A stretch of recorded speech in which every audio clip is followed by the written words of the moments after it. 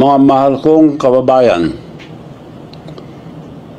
nagsasalita ako ngayon hindi bilang politiko, kundi bilang isang Pilipino nagmamahal sa ating bansa. Pero sa bigat ng mga nangyayari ngayon, hindi ko na kayang manahimik. Akala ko noon aasenso na talaga ang Pilipinas. Pero ito, binabagsak na naman tayo ng korupsyon. Ang taas na ang mga bilihin ngayon. Tuloy-tuloy pa ang pagbaha. At ang pinakamasama, bilyong-bilyong piso ngayon ang nawawala gawa ng korupsyon ang mga proyekto panggobyerno. Itong flood control scandal ay ang pinakamalaking katiwalian na nasaksihan ko sa buong buhay ko. 8 presidente na ang aking nasaksihan na namuno sa bansang ito. At ngayon lang ako nakakita ng pinakamalaking sabwatan at sistematikong pagnanakaw ng kaban ng bayan. Lalo pang lumala ang pagbaha mula noong umupo ang ating presidente na si Bongbong Marcos Jr. Bakit? Dahil wala siyang malinaw na pambansang plano laban sa baha. Walang koordinasyon sa local government o mga governors o mayors. At wala man lang nag-counter-check kung natayo na ang mga ito o hindi. At nabayaran na ito ang gobyerno bago pa lang maumpisahan. Kawawa ang ating mga magsasaka. Binabaha pa din at ang kanilang tanim dahil palpak ang flood control project sa bayan nila. Tuloy-tuloy pa rin ang malakas na pagdaloy ang baha na sumisira sa mga tahanan ng mga pamilyang Pilipino. Buong bansa natin ay nagdurusa, lalo na ang mga mahihirap. Ang administrasyon nito ay gumastos halos 500 bilyong piso para sa flood control lamang. Sabi nila may 9,800 flood control projects. Kung ganun, bakit palala ng palala ang baha? Tandaan natin, ang pera ang ating bayan ay hindi basta-bastang nailalabas. May proseso yan. At sa dulo ng proseso, isang tao lang ang may hawak ng desisyon, ang Presidente ng Republika ng Pilipinas. Bago pa man makarating sa Kongreso ang budget, ang Pangulo muna ang nag-aproba ang lahat. Sa kanya muna dumadaan ang National Expenditure Program or NEP, ang plano kung saan mapupunta ang bilyon-bilyon pera ng gobyerno. Pagkatapos ng NEP, ang Department of Budget and Management or DBM at ang Department of Public Works and Highways or DPWH ang naglalabas at nagpapatupad ang mga proyekto ito. Itong mga departamentong ito ay reporting direkto sa opisina ng Presidente. Hindi sila kumilos ang sarili lang. Sumusunod sila sa direksyon ng Pangulo. Kaya nung naglagay ang Kongreso at Senado ang 450 billion para sa public work at 29 billion lang ang binawas ni Marcos Jr. Ibig sabihin, inapurbahan pa rin niya ang 421 billion kasama ang sarili niyang pinsan na si Speaker Martin Romualdez. Lahat ng mga malaking proyekto ng gobyerno, bawat flood control project, lahat yan dumaan sa opisina niya.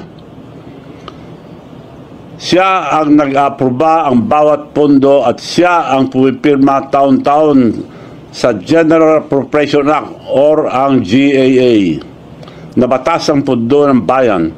Kaya alam niya lahat ito. Nagulat ako nung sinabi niya sa SONA, mahiya naman kayo. O bakit kayo? Sinadya niyang linaglag ang mga kasama niya, dapat siya ang mahiya. Inilaglag niya ang mga engineers at contractors para huwag nang umabot sa kanya. Sino ba ang may responsibilidad sa bansang ito? Hindi ba kayo, Mr. President? Ikaw ang may hawak ng kapangyarihan at ikaw ang pinakatiwalaan ng sambayanang Pilipino. Pero ngayon, pinasok na ng korupsyon halos lahat ng ahensya ng gobyerno sa ilalim ng inyong pamumuno. At dahil sa pagkukulang mo, nilaglag mo lahat ang ginamit mong para mailigtas lang ang sarili mo. Ang tawag dyan ay isang mahinang leader.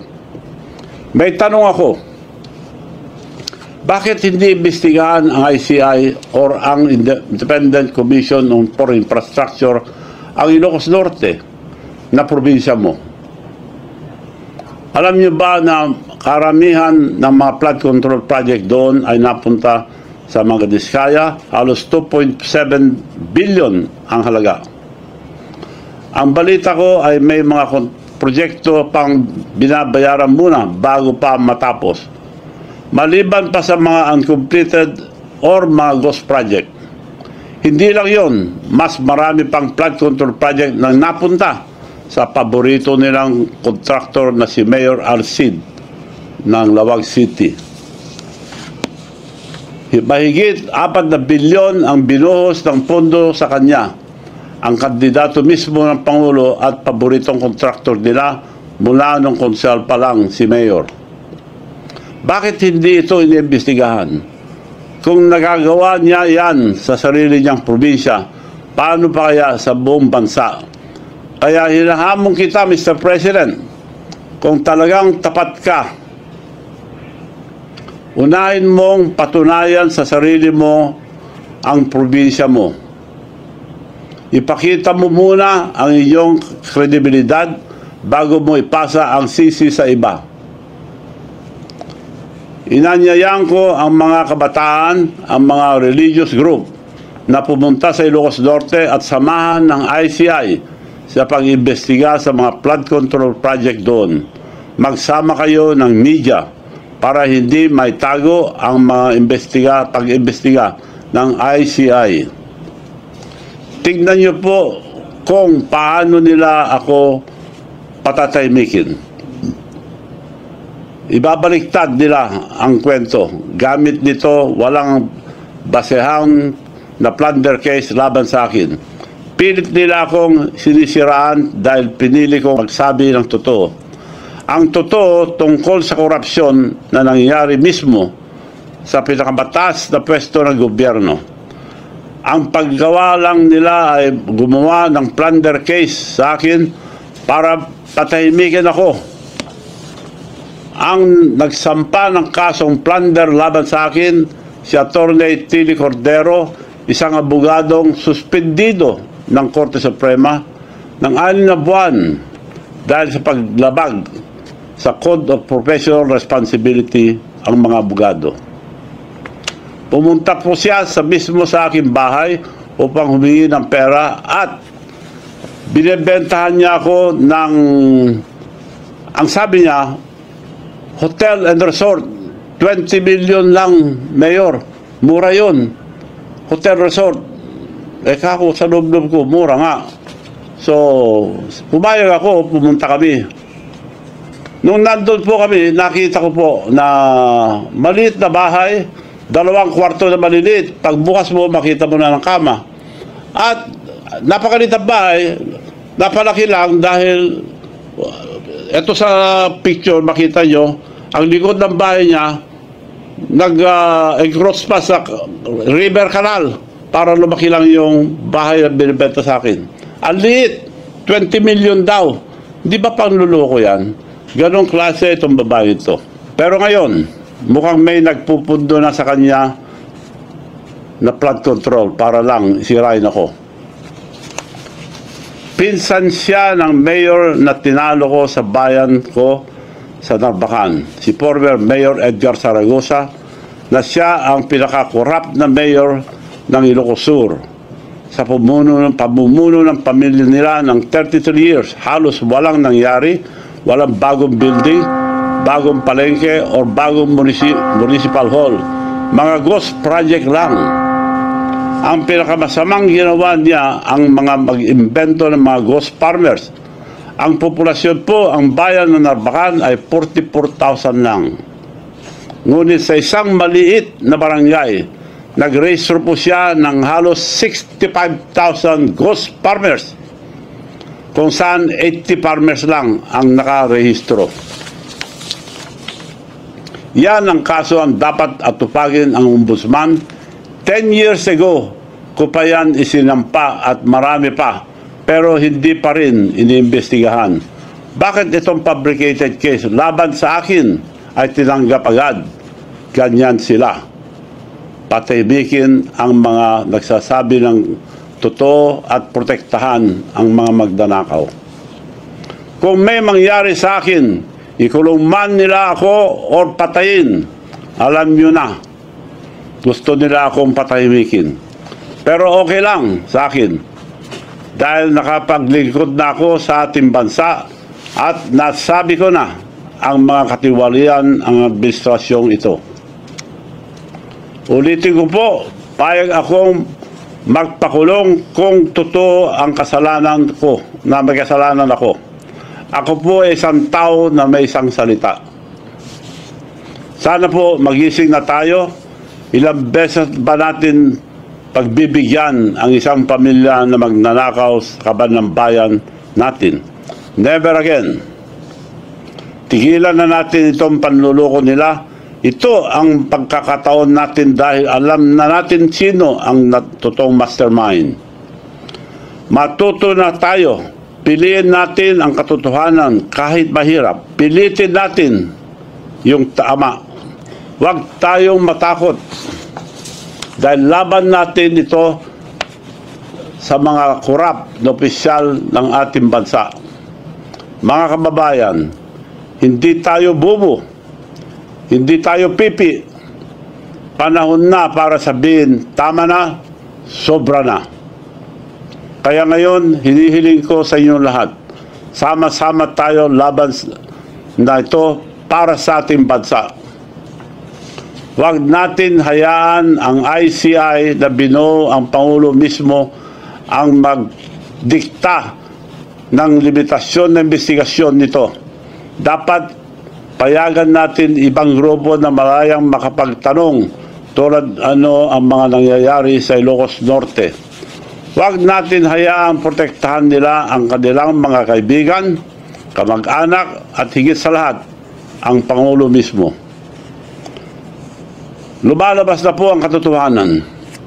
Huwag natin hayaan ang mga nakaupo ang mag-ayos ang problema dahil sila mismo ang may gawa nito. Hindi po darating ang pagbabago kung iantayin lang natin. Kailangan natin itong ipilit, itulak at ipaglaban. Una, sa ating magsasaka at manggagawa, ang pawis nyo ay bubuhay sa bayan natin. Kaya maningil kayo ng hustisya. Sawa na tayo sa pangakong paulit-ulit.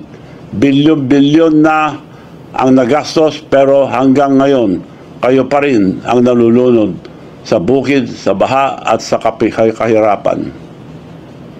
Kalawa, sa kabataan, magkaisa kayo.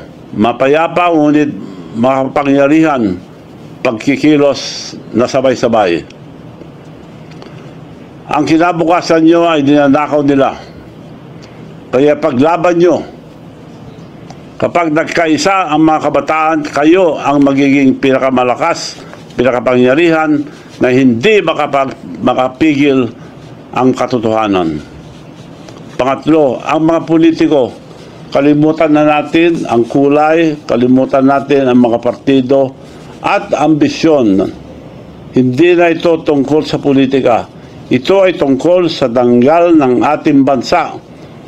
Kung kayo maglingkod sa ating bansa, magsalita na kayo ngayon at magsama-sama tayong lahat. Tandaan ninyo, maalala ng bansa ang mga tumindig para sa katotohanan. ang mga duwag at hindi nagsalita at ang mga sumusuporta sa mga korap ay makakalimutan ang sambayanang Pilipino.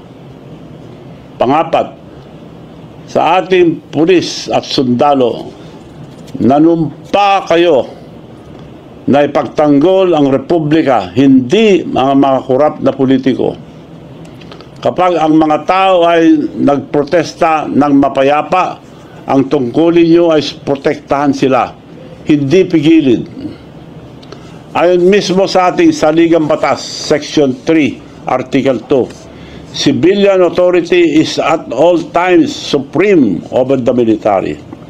The Armed Forces of the Philippines is the protector of the people and the state. Malinaw, hindi kayo protektor ng Pangulo at kanyang korap na gobyerno. Kayo ang protektor ng taong bayan at ang ating bansa. At panghuli, sa sambayanang Pilipino, magising na po tayo. Huwag na nating hayaang ilibing muli ang katotohanan. Sawa na tayo sa kasinungalingan, sawa na tayo sa pangurakot, humingi tayo ng pananagutan.